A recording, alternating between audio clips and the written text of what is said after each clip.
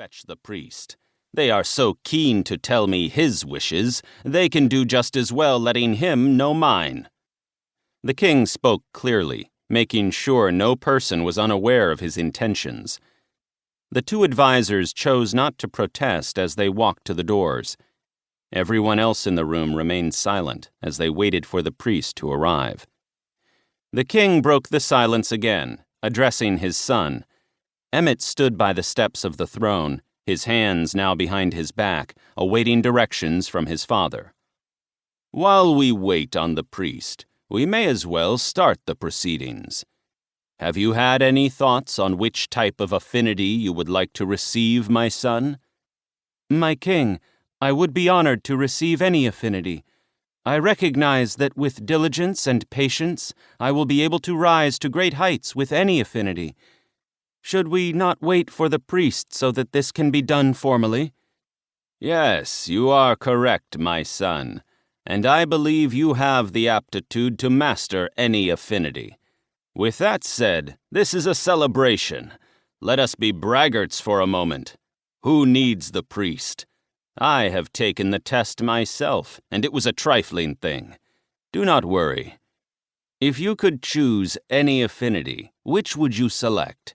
At my ceremony, we made a game of guessing what I might get. I guessed incorrectly, but it was my mother who guessed it the closest. The woman called herself an oracle until her dying days." The king began to laugh. Everyone in attendance laughed as well. "A royal affinity was a true achievement, my king," Emmett said, "as though the goddess herself approved of your appointment as king. That is what my tutors tell me, at least." "Yes, my father was happy to have raised such a regal child, even if it meant his time on the throne was limited. As you know, the affinity was unheard of, but I was able to use it to conquer countless dungeons and battlefields." Emmett acknowledged his father with true respect. He had grown up learning about his father's ambitions and triumphs. In his youth, the royal affinity had manifested skills truly fit for a king, skills that he would use to bring the kingdom of Prost great prosperity. "I would be overjoyed to receive the same affinity, but as I said, I would be just as content to receive the more common sword affinity. I know I could do many great things." Emmett and his father continued back and forth until the doors opened again. It had only been 10 minutes since they had left, but the two advisers, Francis and Howard, walked into the throne room with the priest following close behind. In his hand, he held a cloth bag and nothing else. "Wonderful. Come closer, priest." The king waved him forward. "I heard you had tried to go against the wishes of the kingdom. Thankfully, it seems you have come to your senses."